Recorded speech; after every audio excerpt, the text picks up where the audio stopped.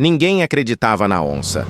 Nem a família devastada, nem os vizinhos abalados, nem mesmo o médico que havia assinado o atestado de óbito. Todos pensavam que Juma, a onça pintada de estimação que havia sido resgatada filhote pelo fazendeiro, estava apenas enlutada, incapaz de aceitar a perda de seu protetor. Mas se eles soubessem o que Juma sabia, se tivessem prestado atenção apenas alguns minutos antes, a verdade dentro daquele caixão de madeira escura teria abalado suas almas até o âmago. Porque enquanto a onça rosnava, arranhava e se recusava a sair de perto da caixa fúnebre, algo impossível estava acontecendo sob aquela tampa pesada, algo que transformaria a tristeza em choque absoluto e o desespero em um milagre que ninguém jamais esqueceria. Este foi o dia em que uma onça pintada se recusou a deixar um homem ser enterrado vivo. A família estava reunida na grande sala da fazenda centenária,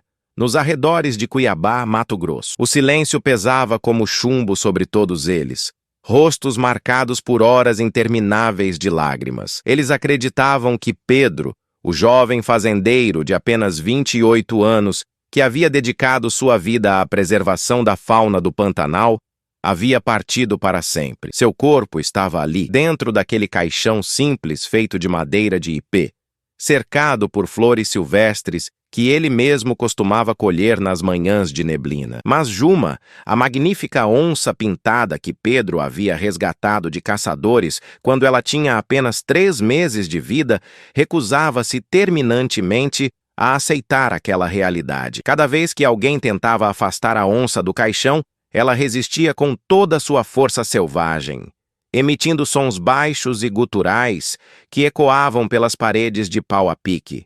Não eram os miados suaves que ela costumava fazer quando Pedro chegava em casa. Eram rosnados profundos, vindos do fundo de seu peito poderoso, carregados de uma urgência que ninguém conseguia compreender. A princípio, todos assumiram que se tratava apenas de luto animal. Dona Marina, a mãe de Pedro, uma mulher forte de 56 anos que havia criado o filho sozinha após ficar viúva, tentou acalmar a onça com palavras doces. Ela sabia que Juma e Pedro tinham uma ligação especial, quase sobrenatural. Desde que o rapaz trouxera aquela bolinha de pelo manchado para casa há 7 anos atrás, os dois eram inseparáveis. Pedro dormia com a porta do quarto aberta para que Juma pudesse entrar e sair quando quisesse. Ele preparava a comida da onça com o mesmo cuidado que preparava a própria. Levava-a para longas caminhadas pela mata, ensinando-a a caçar sem nunca tirar dela a dignidade de ser o predador magnífico que a natureza havia criado. Juma não era um animal de estimação comum, era parte da família, uma filha com patas e manchas douradas. Mas naquele momento, o comportamento de Juma não parecia apenas tristeza. Havia algo diferente, algo urgente em seus movimentos. Ela circulava o caixão sem parar, como se estivesse montando guarda. Suas pupilas estavam dilatadas, as orelhas viradas para frente, totalmente alertas. De tempos em tempos, ela colocava as patas dianteiras sobre a madeira e se esticava, tentando alcançar a tampa, arranhando a superfície com garras que poderiam rasgar carne com facilidade, mas que ali apenas deixavam marcas superficiais no verniz escuro. O som das garras contra a madeira fazia todos na sala estremecerem. Era um som perturbador, desesperado, que mexia com algo primitivo no coração de quem ouvia. Seu Joaquim, o caseiro da fazenda que conhecia Pedro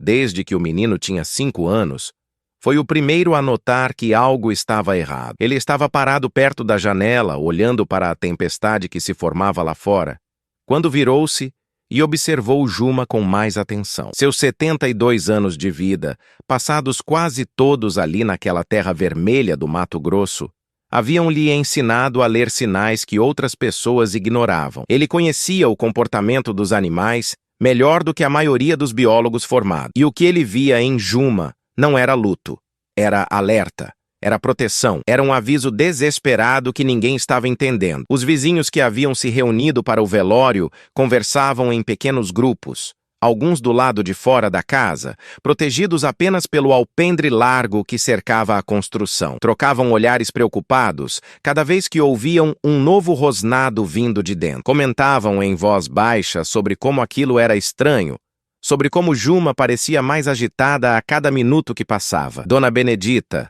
a vizinha mais próxima que morava a 3 quilômetros dali, disse que nunca tinha visto a onça assim. Ela conhecia Juma desde filhote e sempre admirou a mansidão do animal quando estava perto de Pedro. Mas aquilo era diferente. Aquilo era selvagem de uma forma que ela nunca tinha presenciado. O padre Antônio, que havia vindo da cidade para realizar a cerimônia religiosa, tentou iniciar as orações, mas sua voz mal conseguia ser ouvida sobre os rosnados cada vez mais altos de Juma. Ele era um homem paciente, de 63 anos, que havia benzido Pedro quando bebê e acompanhado seu crescimento ao longo dos anos. Conhecia bem a ligação do rapaz com a natureza, sua paixão por proteger os animais do Pantanal, mas nunca imaginou que estaria ali, tentando dar a extrema unção, enquanto uma onça pintada parecia querer impedir o enterro. Era uma situação que fugia completamente de sua experiência.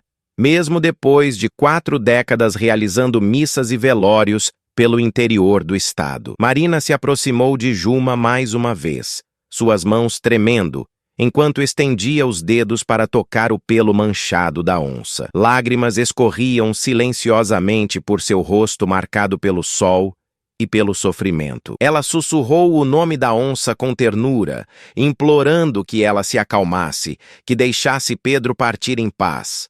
Mas Juma apenas a olhou por um breve segundo, seus olhos dourados brilhando com uma intensidade quase humana, antes de voltar sua atenção completamente para o caixão. Foi naquele momento que o rosnado mudou. Ficou mais alto, mais agudo, mais desesperado. Não era mais um som de tristeza ou confusão.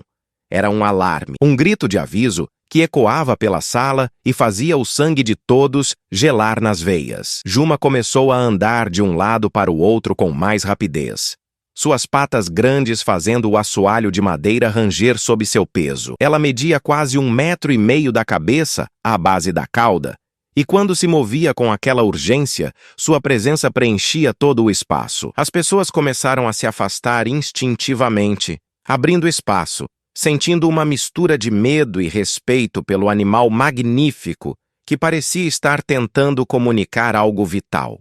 Lucas, o irmão mais novo de Pedro, um rapaz de apenas 23 anos que idolatrava o irmão mais velho, deu um passo à frente. Ele sempre teve uma conexão especial com Juma.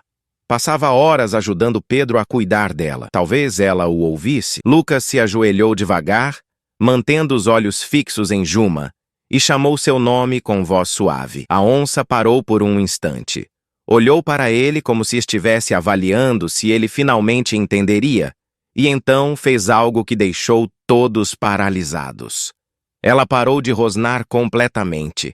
O silêncio repentino foi quase ensurdecedor depois de tanto barulho. Juma se aproximou do caixão com passos lentos e deliberados, e então, com uma delicadeza surpreendente para um predador de seu tamanho, colocou sua orelha diretamente contra a madeira. Seu corpo inteiro ficou imóvel. Até mesmo sua respiração parecia ter parado. Ela estava ouvindo algo que nenhum humano naquela sala conseguia perceber. O coração de Marina começou a bater mais rápido. Havia algo na postura de Juma, na forma como ela permanecia absolutamente congelada, que fez um fio de esperança impossível começar a se formar em seu peito. Mas era loucura pensar aquilo. O médico havia confirmado. Pedro estava morto. Tinha sido uma fatalidade terrível.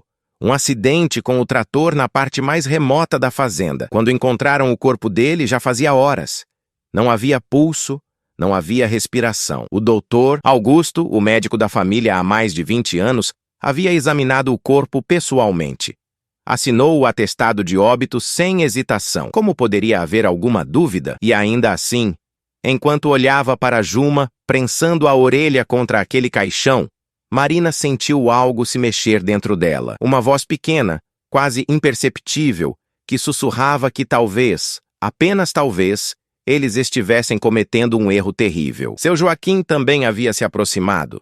seus olhos experientes estudando cada movimento de Juma. Ele havia passado a vida inteira lidando com animais, desde o gado que criavam na fazenda até os animais selvagens que, ocasionalmente, apareciam perto das cercas. Sabia reconhecer quando um bicho estava confuso, quando estava assustado, quando estava protegendo algo. E o que ele via em Juma agora não era nada disso. Era certeza, era determinação. Era um animal que sabia exatamente o que estava fazendo e por quê. Ele se virou para Marina e, pela primeira vez desde que tudo havia acontecido, ousou dizer em voz alta o que estava pensando. Disse que talvez devessem ouvir o que Juma estava tentando dizer, que talvez aquela onça soubesse algo que eles não sabiam. As palavras de seu Joaquim caíram sobre a sala como uma pedra em água parada, criando ondas de desconforto e confusão. Alguns dos presentes olharam para ele como se tivesse enlouquecido de vez. Era absurdo, diziam. O médico já havia confirmado a morte. O corpo estava frio. Como poderiam sequer considerar tal possibilidade? Mas outros, principalmente aqueles que conheciam melhor a ligação entre Pedro e Juma, começaram a hesitar. Começaram a se perguntar se não havia algo ali que estavam ignorando por acreditar demais na ciência e de menos na intuição de um animal que conhecia Pedro melhor do que qualquer pessoa naquela sala. Juma ainda estava com a orelha colada no caixão. E agora sua cauda havia começado a se mexer. Não era o movimento relaxado de um animal em paz.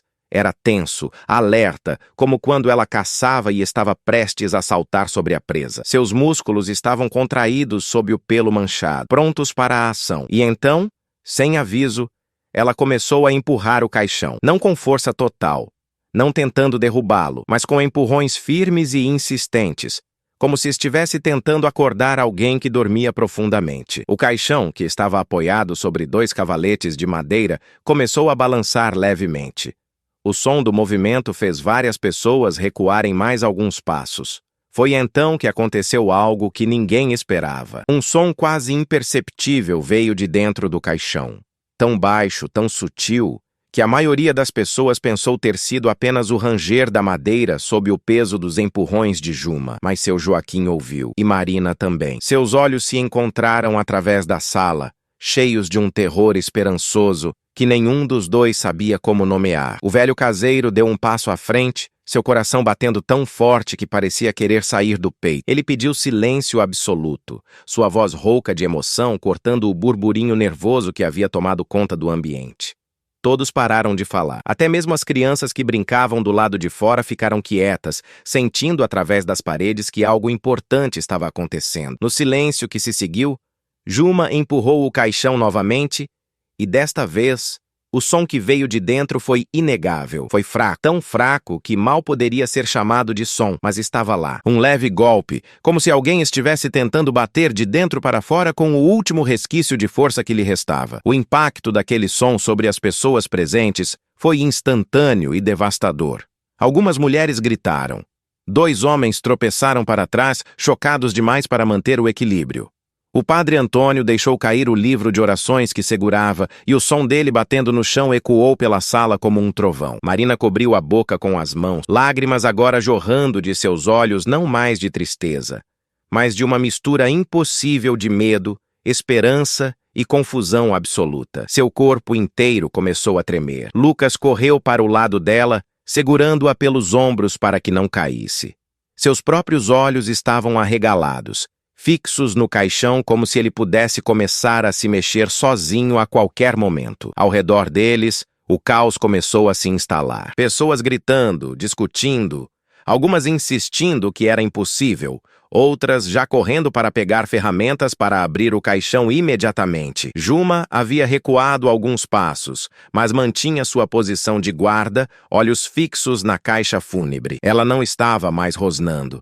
Estava apenas esperando, como se soubesse que finalmente, os humanos lentos e confusos estavam começando a entender o que ela havia tentado dizer desde o início. Seu corpo ainda estava tenso, pronto para agir se necessário, mas havia uma mudança em sua postura. Era quase como se ela estivesse aliviada por não ser mais a única guardando aquele segredo terrível. Doutor Augusto, que havia estado sentado em um canto da sala, levantou-se abruptamente, seu rosto pálido como papel. Ele era um homem de 49 anos, sério e dedicado, que levava sua profissão muito a sério. A possibilidade de ter cometido um erro tão grave, de ter declarado morto alguém que ainda vivia, era algo que o atingia no cerne de sua identidade profissional. Ele se aproximou do caixão com passos rígidos, quase mecânicos, enquanto sua mente corria através de todas as verificações que havia feito. Tinha checado o pulso, tinha escutado o coração, não havia sinais vitais. Como isso era possível? A menos que Pedro estivesse em um estado tão profundo de coma ou catalepsia que os sinais vitais estivessem imperceptíveis para um exame superficial. A ideia o encheu de horror e adrenalina ao mesmo tempo. Antes que alguém pudesse dizer mais alguma palavra, ouvir mais uma opinião ou expressar mais uma dúvida paralisante, ouviu-se novamente. Outro golpe. Este foi mais forte, mais claro, impossível de negar ou racionalizar. Veio de dentro do caixão, com a força de um trovão em uma noite silenciosa. E com ele veio a certeza absoluta de que havia alguém vivo ali dentro, lutando desesperadamente para sair, para respirar, para viver. O terror de imaginar quanto tempo Pedro havia passado acordado dentro daquela caixa fechada, sem ar, sem luz, sem esperança, fez Marina soltar um grito que veio do fundo de sua alma. Foi um som primitivo, maternal, de uma mãe que percebe que está prestes a perder seu filho de uma forma ainda mais horrível do que havia imaginado. Seu Joaquim não esperou mais. Com uma energia que parecia impossível para um homem de sua idade, ele correu até o caixão e começou a procurar uma forma de abri-lo. Suas mãos calejadas tremiam enquanto tentavam encontrar os parafusos que mantinham a tampa fechada. Lucas estava ao seu lado em segundos, também procurando, também desesperado. Outros homens se juntaram a eles, formando um círculo caótico ao redor do caixão. Alguém gritou pedindo uma chave de fenda.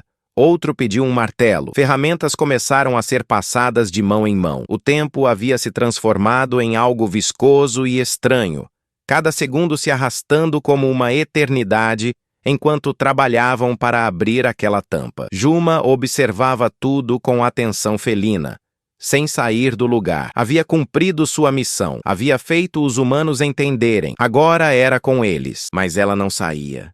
Não relaxava. Não sairia dali até ter certeza absoluta de que Pedro estava seguro. Suas orelhas continuavam alertas, captando cada som, cada movimento, cada mudança no ar da sala. O instinto que a fizera perceber o que ninguém mais percebera continuava ligado, mantendo-a em estado de vigilância máxima. A primeira tentativa de remover os parafusos falhou. Quem quer que tivesse fechado o caixão havia apertado com força demais e o metal estava emperrado na madeira. Seu Joaquim praguejou baixinho, algo raro para ele, e pediu uma ferramenta maior. Alguém correu até a oficina que ficava nos fundos da casa. Os segundos se transformaram em minutos intermináveis. Marina estava ajoelhada no chão agora, as mãos unidas em oração, murmurando palavras que nem ela mesma entendia direito. Eram súplicas fragmentadas, promessas impossíveis, barganhas com Deus ou com qualquer força do universo que pudesse fazer com que seu filho ainda estivesse vivo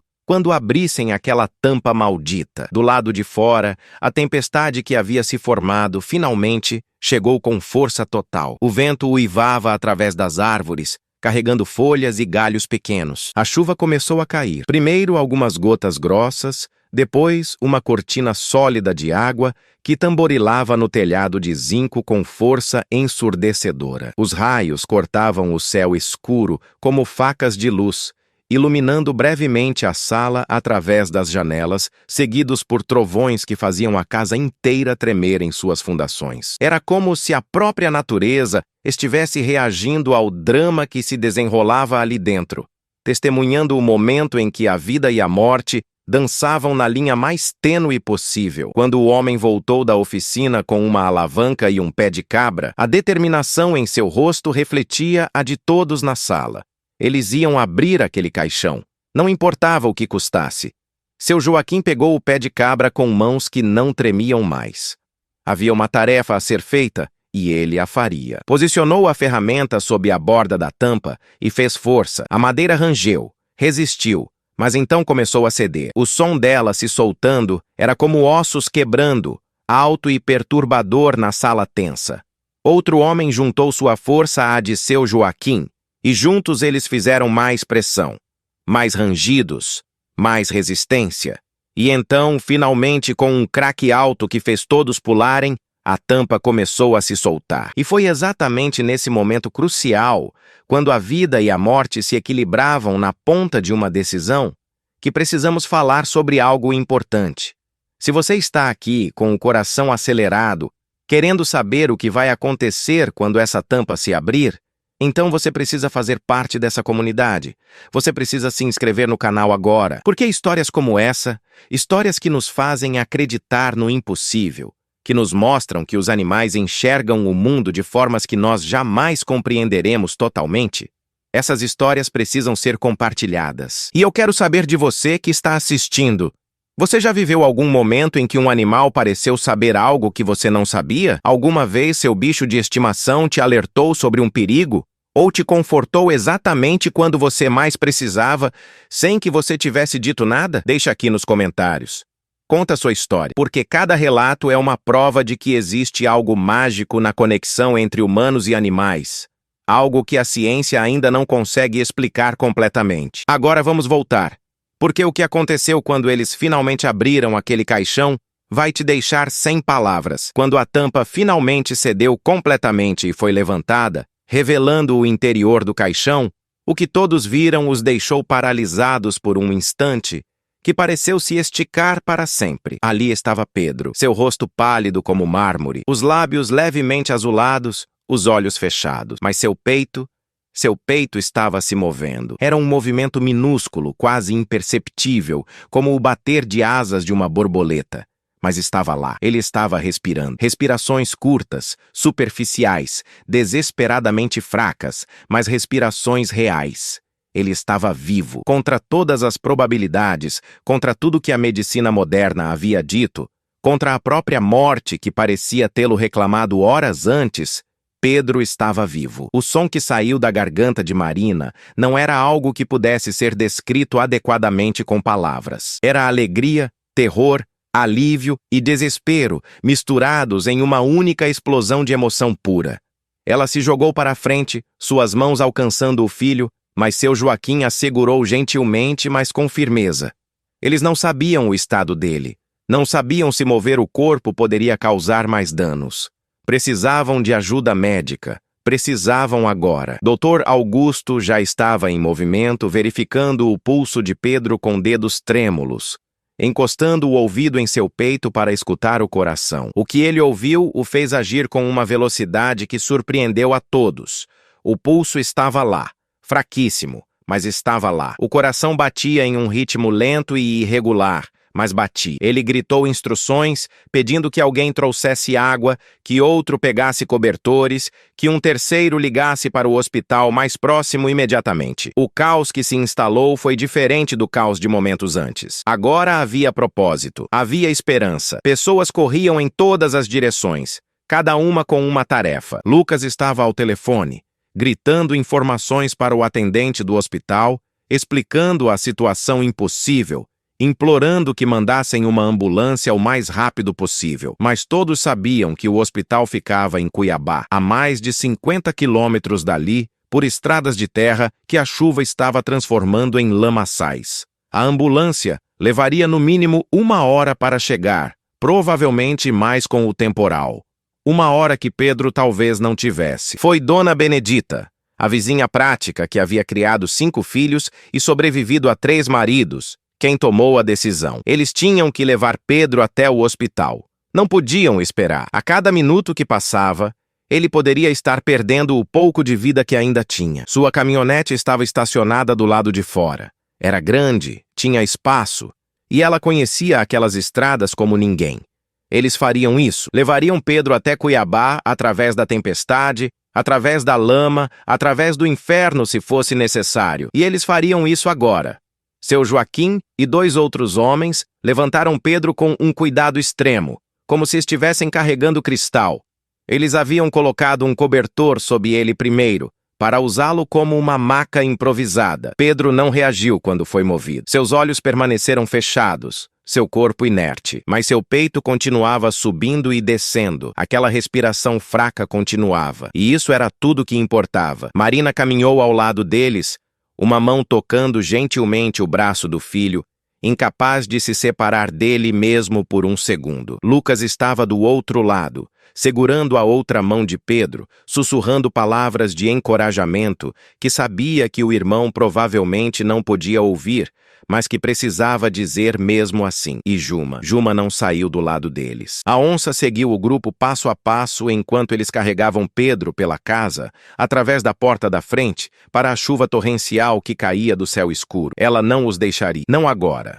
Não depois de ter lutado tanto para que entendessem. Quando chegaram à caminhonete, houve um momento de hesitação. Como iam levar uma onça pintada adulta junto com eles? Mas a questão se respondeu sozinha quando Juma simplesmente saltou para a caçamba traseira da caminhonete sem esperar convite, posicionando-se ao lado de onde Pedro estava sendo cuidadosamente colocado. Ela olhou para Marina e para os outros com aqueles olhos dourados intensos.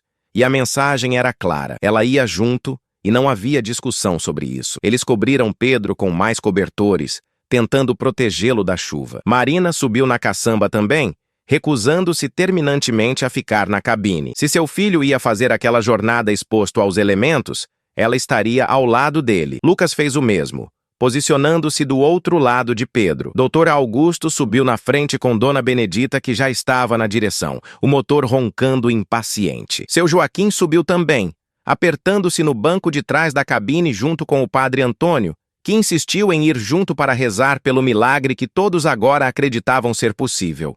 A viagem foi um pesadelo. A chuva era tão forte que mal se conseguia enxergar alguns metros à frente.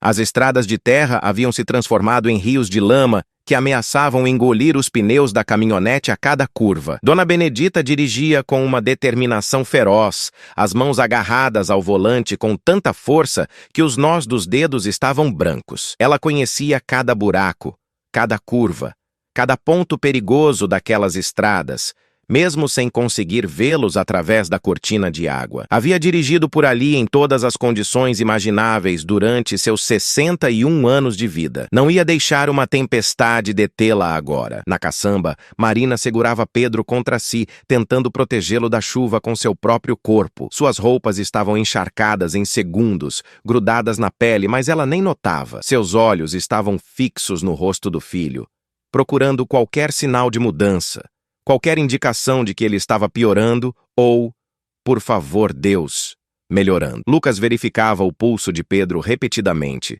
seus dedos molhados escorregando sobre o pulso frio do irmão, enquanto procurava aquela batida fraca, mas vital. E Juma, a onça magnífica, estava deitada ao lado de Pedro, seu corpo grande formando uma barreira contra o vento que ameaçava arrancar os cobertores. Ela estava completamente encharcada, seu pelo normalmente impecável, agora uma bagunça molhada, grudada em seu corpo musculoso. Mas ela não se importava. Mantinha-se ali, firme, protegendo seu humano. A caminhonete derrapou em uma poça particularmente grande, as rodas traseiras perdendo tração por um momento aterrorizante. Todos na caçamba se agarraram onde puderam, o coração disparado. Mas Dona Benedita controlou o veículo com a habilidade de alguém que havia enfrentado situações piores.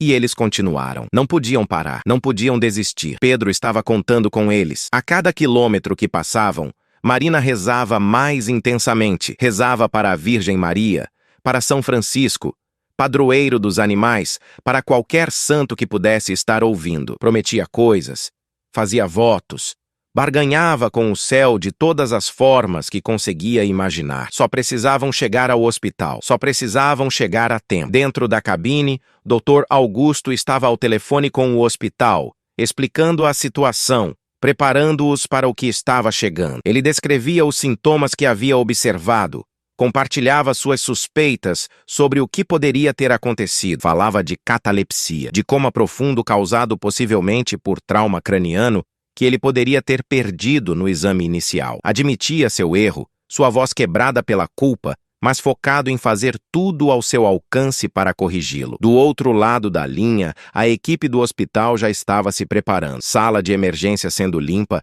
equipamento sendo checado, especialistas sendo chamados. Eles estariam prontos. O padre Antônio rezava baixinho, suas orações sendo carregadas pelo barulho da chuva e do motor. Ele havia testemunhado muitos milagres em sua longa carreira como sacerdote, mas nunca algo assim. Nunca um homem sendo arrancado das garras da morte pelo aviso insistente de um animal. Isso era algo que transcendia sua compreensão, algo que tocava no divino de uma forma que suas décadas de estudo teológico não conseguiam explicar completamente. E ele agradecia por isso. Agradecia por estar ali, testemunhando que Deus, ou a natureza, ou seja lá que força governava o universo, ainda tinha mistérios para revelar. 45 minutos após saírem da fazenda, 45 minutos que pareceram 45 horas, as luzes da cidade começaram a aparecer através da chuva. Marina soltou um soluço de alívio quando viu o brilho distante. Estavam quase lá, quase. Lucas apertou o ombro dela, seus próprios olhos brilhando com lágrimas que se misturavam à chuva em seu rosto. Juma ergueu a cabeça, suas narinas farejando o ar, sentindo a mudança no ambiente. Ela não sabia o que era uma cidade, nunca havia estado em um lugar com tantas luzes e sons estranhos, mas sabia que estavam indo para algum lugar importante. Para algum lugar onde poderiam ajudar Pedro. Dona Benedita acelerou assim que chegaram ao asfalto, as rodas finalmente encontrando tração sólida. A caminhonete voou pelas ruas desertas da madrugada, passando sinais vermelhos, sem se preocupar com limites de velocidade. Não havia tempo para seguir regras. Havia apenas tempo para salvar uma vida. Quando viraram na rua que levava ao hospital, puderam ver a equipe médica já esperando do lado de fora da entrada de emergência, protegidos por uma cobertura larga. Macas, equipamentos, pessoas com jalecos brancos correndo de um lado para o outro. Eles estavam prontos. A caminhonete parou bruscamente em frente à entrada e imediatamente mãos se estenderam para ajudar. Médicos e enfermeiros correram até a caçamba, suas expressões mudando de profissionalismo para choque quando viram a cena.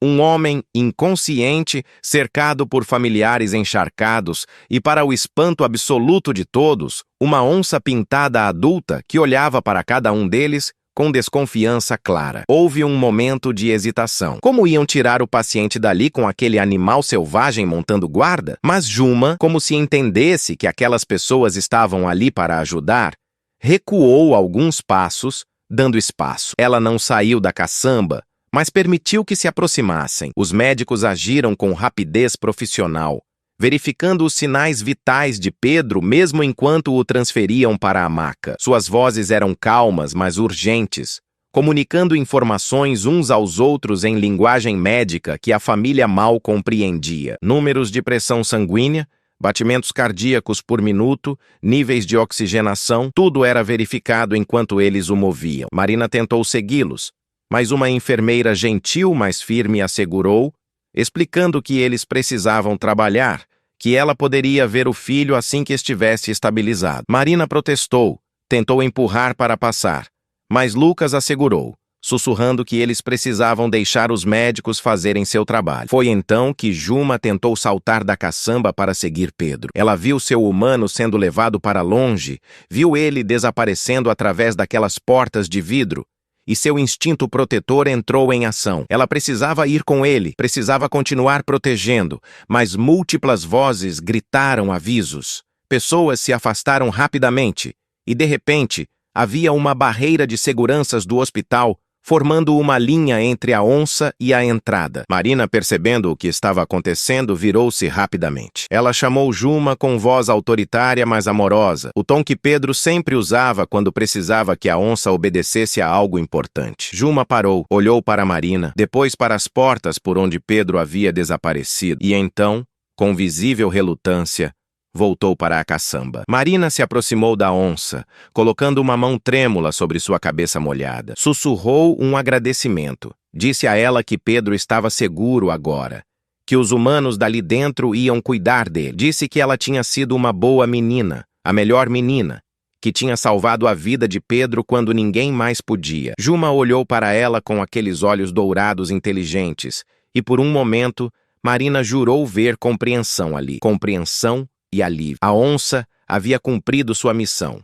Havia mantido Pedro vivo tempo suficiente para que conseguissem ajuda. Agora podia descansar. Mas descansar não era algo que Juma estava interessada em fazer. Ela se posicionou na caçamba com vista clara para as portas de vidro da emergência e simplesmente sentou ali, uma guardiã vigilante, recusando-se a se mover. Dona Benedita tentou explicar aos seguranças preocupados que a onça não era perigosa, que era criada por Pedro desde filhote, que não atacaria ninguém a menos que a ameaçassem. Mas mesmo assim, ninguém se sentia particularmente confortável com um predador de quase 100 quilos sentado a poucos metros da entrada do hospital. Foi seu Joaquim quem sugeriu que ficaria na caçamba com Juma, mantendo-a calma, garantindo que ela não causasse problemas. Os seguranças, após muita discussão e ligações para superiores, finalmente concordaram desde que a caminhonete ficasse afastada da entrada principal. Dona Benedita moveu o veículo para o canto do estacionamento,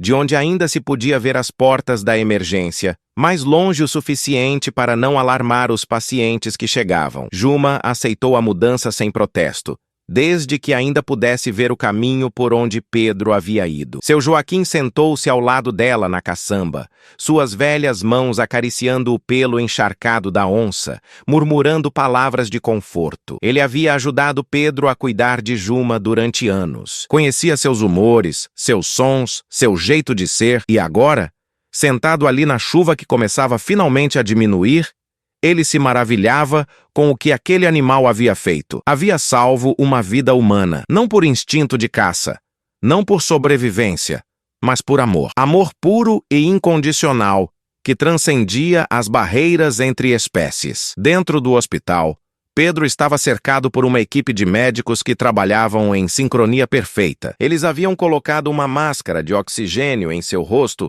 aumentando a saturação de oxigênio em seu sangue. Haviam inserido um acesso intravenoso, começando a administrar fluidos. Um monitor cardíaco mostrava seu coração batendo em um ritmo lento, mas estável. Exames estavam sendo ordenados, tomografias, ressonâncias, análises de sangue. Eles precisavam saber exatamente o que havia acontecido, qual era a extensão dos danos, se havia esperança real de recuperação ou se estavam apenas prolongando o inevitável. O Dr. Fernando Carvalho, o neurologista-chefe que havia sido chamado de casa no meio da madrugada, examinou Pedro com atenção meticulosa.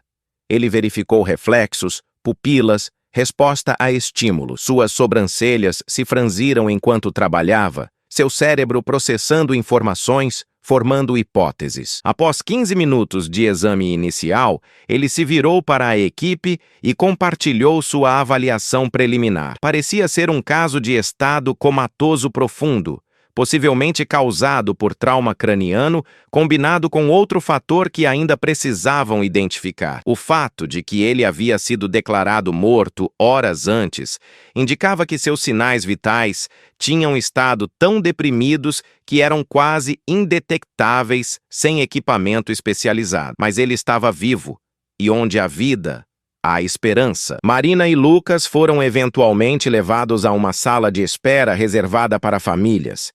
Era um espaço pequeno e estéril, com cadeiras de plástico desconfortáveis e uma máquina de café que produzia um líquido que tinha gosto de papelão queimado. Mas eles mal notavam o ambiente. Marina estava sentada na borda da cadeira, o corpo inclinado para frente como se pronta para saltar e correr a qualquer momento. Lucas andava de um lado para o outro, incapaz de ficar parado, sua energia nervosa preenchendo a sala pequena. O padre Antônio havia ficado com eles, oferecendo orações e presença, sabendo que às vezes não há palavras que possam confortar, apenas a solidariedade de não estar sozinho. Dr. Augusto havia ido falar com a equipe médica, explicando suas ações anteriores, fornecendo todos os detalhes que podia lembrar sobre o exame que havia feito na fazenda. Ele estava enfrentando a possibilidade muito real de que sua licença médica poderia ser revogada por este erro, de que sua carreira poderia estar terminada, mas naquele momento,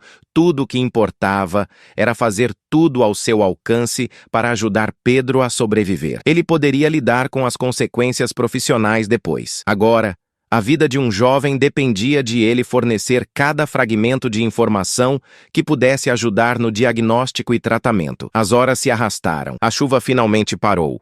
E um amanhecer cinzento começou a iluminar o céu. Dona Benedita havia trazido café e pão da padaria 24 horas que ficava perto do hospital. Ninguém tinha fome, mas ela insistiu que eles precisavam comer algo.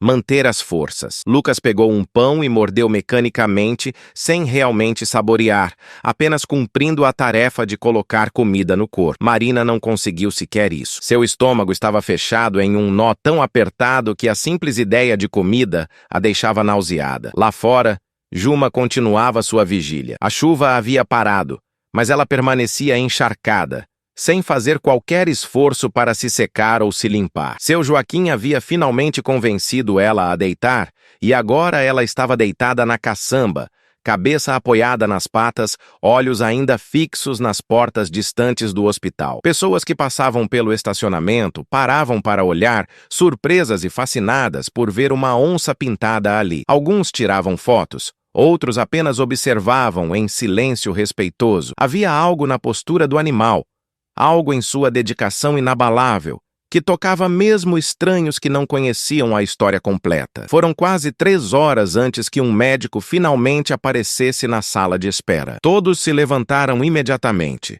corações na garganta, incapazes de ler a expressão profissional cuidadosamente neutra no rosto dele. O Dr. Fernando tirou a máscara cirúrgica que ainda pendia em seu pescoço e respirou fundo antes de falar. Ele começou explicando que Pedro havia sofrido um traumatismo craniano no acidente, um golpe que havia causado inchaço cerebral severo. Esse inchaço havia colocado seu corpo em um estado de preservação extrema, reduzindo dramaticamente suas funções vitais a um ponto onde eram quase indetectáveis. Em termos médicos, ele havia entrado em uma forma rara de coma profundo que simulava a morte. Mas, e aqui os olhos do médico se iluminaram um pouco, eles haviam conseguido reduzir o inchaço. Haviam estabilizado seus sinais vitais. Administrado medicação para proteger seu cérebro de mais danos. Pedro estava em coma induzido agora, mantido nesse estado propositalmente para dar tempo ao seu cérebro de se curar. Haveria um longo caminho de recuperação pela frente, semanas, talvez meses, e havia.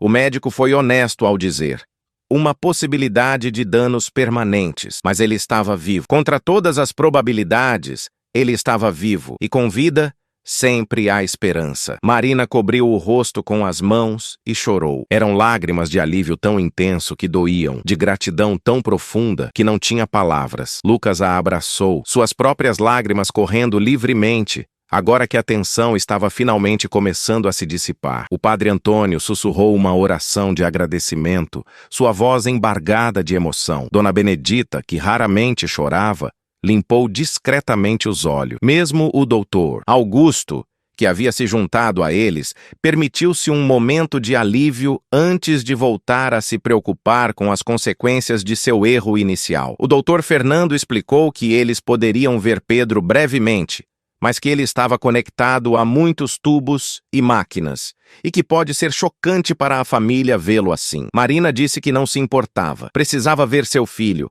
precisava tocar nele, confirmar com seus próprios olhos e mãos que ele estava realmente vivo. Eles foram levados através de corredores brancos e estéreis, passando por enfermeiras que trabalhavam em turnos noturnos e pacientes que dormiam em quartos escuros. Chegaram finalmente à UTI, onde Pedro estava em um quarto individual, rodeado por equipamentos que bipavam e brilhavam, monitorizando cada aspecto de suas funções corporais. Ele estava tão pálido, tão imóvel, que por um momento terrível, Marina pensou que talvez houvesse um erro, que talvez ele tivesse morrido enquanto o médico vinha dar as notícias. Mas então ela viu o movimento quase imperceptível de seu peito subindo e descendo, mantido pelo respirador. A linha verde no monitor cardíaco desenhando picos e vales. Cada pico uma batida de coração, uma prova de vida. Ela se aproximou da cama com passos trêmulos, sua mão estendendo-se para tocar a mão dele. Estava fria, mas não com o frio da morte. Era a frieza da pele viva que está apenas um pouco mais fria do que deveria. Ela segurou aquela mão e sussurrou que estava ali, que ele não estava sozinho, que ela não ia a lugar nenhum. Lucas ficou do outro lado da cama, seus olhos percorrendo todos os tubos e fios conectados ao irmão. Havia tanto equipamento, tanta tecnologia mantendo Pedro vivo. Era assustador e reconfortante ao mesmo tempo. Assustador ver como a vida dele dependia daquelas máquinas, mas reconfortante saber que tudo aquilo estava ali para ajudá-lo, para dar a ele a chance que quase não teve. Ele colocou sua mão no ombro de Pedro, sentindo o calor do corpo vivo sob a fina coberta do hospital, e fez uma promessa silenciosa de que eles iam superar isso juntos. Que não importava quanto tempo levasse, eles estariam ali em cada passo do caminho. Depois de alguns minutos, uma enfermeira gentil, mas firme, disse que precisavam deixar Pedro descansar. A família poderia voltar durante o horário de visitas, mas por agora, ele precisava de paz e quietude para se curar. Relutantemente, Marina soltou a mão do filho. Era uma das coisas mais difíceis que ela já havia feito, deixá-lo ali. Mas ela entendia. Eles haviam feito tudo o que podiam. Agora era com ele, com os médicos e com Deus. Quando voltaram para fora, o sol estava começando a aparecer de verdade, pintando o céu com tons de rosa e laranja que prometiam um dia bonito após a tempestade da noite anterior. Marina respirou fundo o ar da manhã, sentindo pela primeira vez em horas como se pudesse realmente encher os pulmões completamente. Foi então que ela se lembrou de Juma, a onça, a salvadora. Ela precisava ver Juma. Precisava agradecer adequadamente ao animal que havia se recusado a desistir quando todos os outros, incluindo ela mesma, haviam aceito a morte de Pedro como inevitável. Eles caminharam até o estacionamento, até a caminhonete onde seu Joaquim ainda mantinha vigília com Juma. Quando a onça viu Marina se aproximando, suas orelhas se ergueram.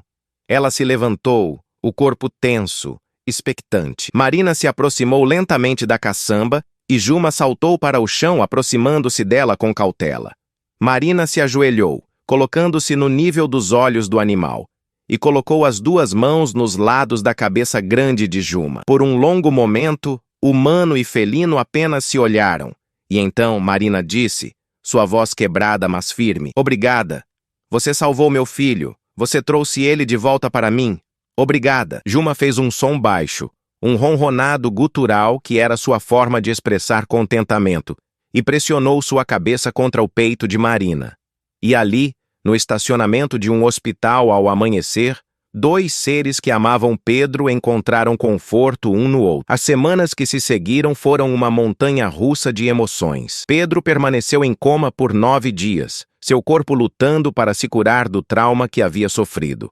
A família estabeleceu uma rotina. Marina ficava no hospital durante o dia, sentada ao lado da cama de Pedro, falando com ele sobre coisas triviais, contando histórias de quando ele era criança, lendo livros que ela sabia que ele amava. Os médicos haviam dito que pacientes em coma às vezes podem ouvir, e mesmo que não pudessem, o som de uma voz amada poderia fazer diferença. Lucas vinha após o trabalho na fazenda, trazendo atualizações sobre como as coisas estavam indo, falando sobre os animais, sobre os planos que tinham para quando Pedro voltasse para casa.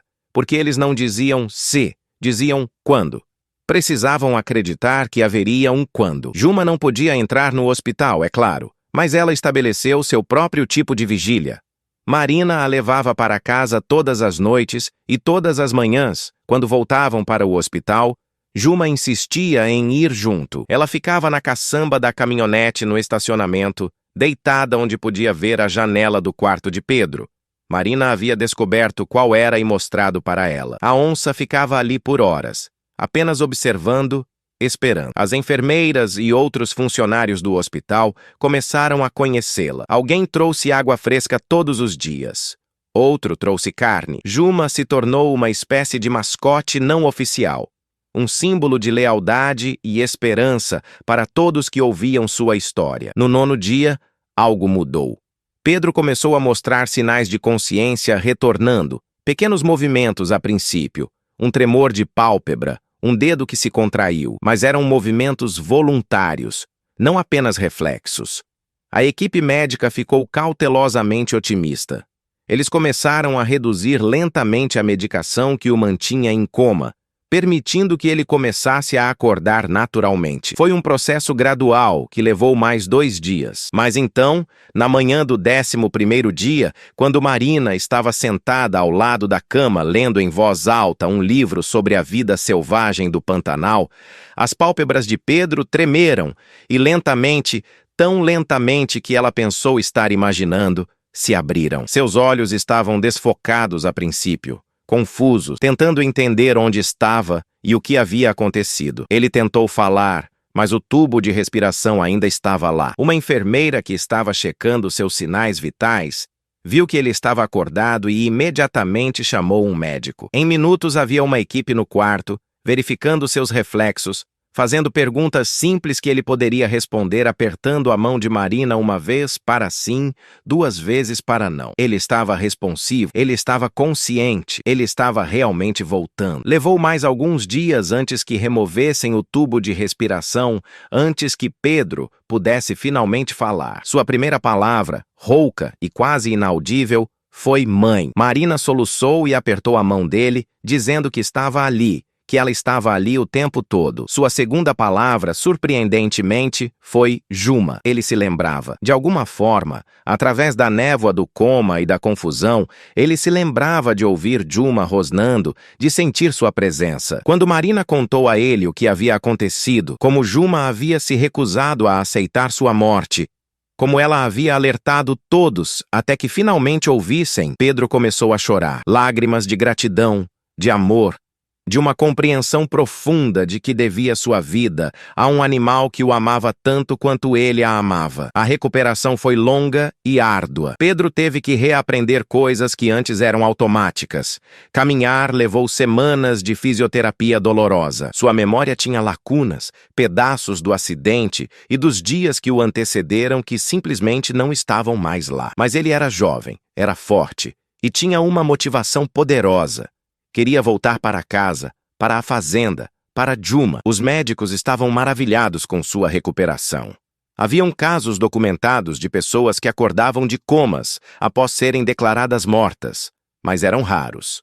E a recuperação completa era ainda mais rara. Pedro estava desafiando as probabilidades em cada passo. Após 6 semanas no hospital, ele finalmente recebeu alta. Ainda precisaria de fisioterapia ambulatorial. Ainda haveria consultas de acompanhamento e medicações a serem tomadas. Mas ele podia ir para casa. A família inteira estava lá no dia em que ele saiu. Marina, Lucas, seu Joaquim, Dona Benedita, até o padre Antônio havia vindo para testemunhar o momento. E claro, Juma estava lá, esperando na caçamba da mesma caminhonete que o havia trazido ao hospital todas aquelas semanas atrás. Quando Pedro apareceu na porta do hospital, ainda um pouco instável, apoiado em muletas, Juma viu. A onça imediatamente ficou alerta, suas orelhas erguidas, seu corpo tenso. E então, algo que nenhum dos cuidadores dela jamais havia visto antes. Juma fez um som. Não era um rosnado ou um miado.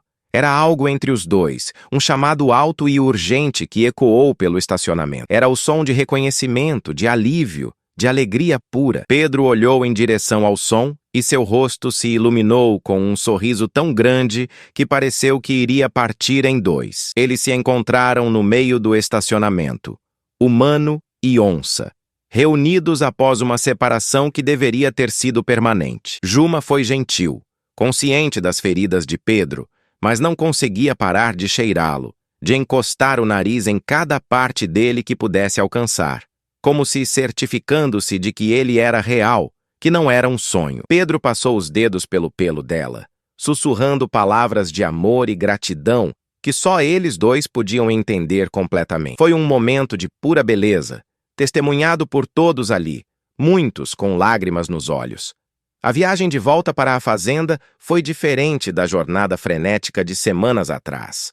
O dia estava claro e ensolarado, as estradas secas e fáceis de navegar. Pedro estava sentado no banco de trás com Juma ao seu lado, sua mão constantemente tocando a onça, como se precisasse do contato físico constante para acreditar que era real. Juma estava deitada com a cabeça no colo dele, completamente relaxada de uma forma que não estava desde o dia do acidente. Seu humano estava de volta. Seu humano estava vivo. Seu mundo estava correto novamente. Quando chegaram à fazenda, era como um novo começo. As semanas de recuperação ainda pela frente não pareciam assustadoras. Pareciam apenas a próxima parte de uma jornada incrível. Pedro tinha uma segunda chance na vida, literalmente arrancado das mandíbulas da morte, e não ia desperdiçá-la. Ele tinha planos para expandir seu trabalho de conservação, para contar sua história e aumentar a conscientização sobre a importância de proteger animais como Juma, para viver cada dia com a gratidão de alguém que sabe exatamente quão preciosa a vida é. Nos meses que se seguiram, a história de Pedro e Juma se espalhou. Jornalistas vieram de todo o país para entrevistá-lo, filmaram documentários, escreveram artigos. A imagem de Juma montando guarda no hospital se tornou icônica, compartilhada milhões de vezes nas redes sociais. Pessoas de todo o mundo enviavam mensagens de apoio, compartilhando suas próprias histórias de animais que haviam salvo suas vidas de uma forma ou de outra. Pedro usou a atenção para promover causas de conservação, para arrecadar fundos para proteger o habitat de onças pintadas no Pantanal, para educar sobre a importância de respeitar e proteger a vida selvagem. Mas para Pedro e Juma, nada disso importava tanto quanto as manhãs quietas na fazenda, quando eles caminhavam juntos pela terra vermelha do Mato Grosso, o sol nascente pintando o céu com cores impossíveis. Eram nesses momentos, quando era apenas os dois deles e a natureza que ambos amavam tanto, que Pedro sentia a magnitude completa do que havia acontecido. Ele havia morrido. Pelos padrões de qualquer pessoa, ele estava morto. Mas Juma não havia aceitado isso. Juma havia se recusado a deixá-lo ir. E por causa dessa recusa obstinada, dessa lealdade feroz que transcendia as barreiras entre espécies, ele estava vivo. Um ano após o acidente, a família organizou uma pequena celebração na fazenda. Não era uma festa barulhenta com muitas pessoas. Pedro ainda não estava pronto para isso. Era apenas a família próxima e alguns amigos íntimos, reunidos para marcar o aniversário de um milagre. Eles fizeram um churrasco simples, contaram histórias, riram e choraram. E no centro de tudo estava Juma, deitada ao sol, observando Pedro com aqueles olhos dourados inteligentes que pareciam entender muito mais do que um animal deveria ser capaz de entender. Naquela noite, quando todos haviam ido embora e a fazenda estava quieta sob um céu estrelado, Pedro saiu para o alpendre. Juma, que sempre dormia perto de seu quarto, seguiu-o. Eles se sentaram juntos em silêncio confortável, olhando para a vastidão do Pantanal que se estendia diante deles. Pedro pensou em tudo o que havia acontecido, em como sua vida havia mudado, em como ele havia estado tão perto de perder tudo isso. E ele pensou em Juma, nesta criatura magnífica que o havia salvado não uma, mas duas vezes. Primeiro, quando ele a resgatou de caçadores anos atrás, dando-lhe uma segunda chance na vida, e depois, quando ela devolveu o favor, recusando-se a deixá-lo morrer. Havia uma simetria bonita nisso, uma espécie de karma circular que Pedro encontrava profundamente comovente. Ele havia salvado Juma, e ela o havia salvado. Haviam resgatado um ao outro de... Se você chegou até o final desse relato incrível e se arrepiou, como eu me arrepiei ao escrever, deixa aquele like e se inscreve no canal. Toda semana eu trago histórias reais que mostram o lado mágico e misterioso da nossa conexão com os animais. Compartilha esse vídeo com quem precisa acreditar que ainda existe beleza e bondade neste mundo, que conexões impossíveis podem acontecer quando menos esperamos. Um abraço enorme.